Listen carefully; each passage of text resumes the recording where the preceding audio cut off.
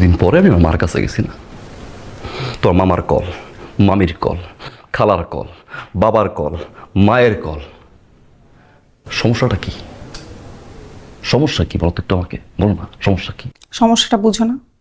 তুমি আমাকে এইরকম একটা সিচুয়েশনে রেখে তোমার বাড়িতে গেছো, তোমার কি মনে হয় আমার ফ্যামিলি মানুষ তোমাকে ফোন দিবে না?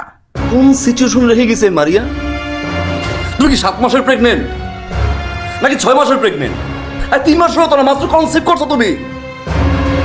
কোন সিচুয়েশন রাখছি আমি? বলো কোন সিচুয়েশন রাখছি আমি? বলো না আমি কি সিচুয়েশন তোমাকে রাখছি, বলো না আমাকে শুনি। যা বলছো তাই তো করছি না? ঢাকায় বাসা নিতে বলছো, নিছি আমি।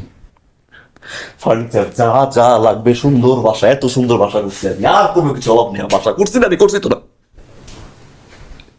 তো মামা আসছে, মামি আসছে, বাবা আসছে, আমার কোনো আপত্তি নেই।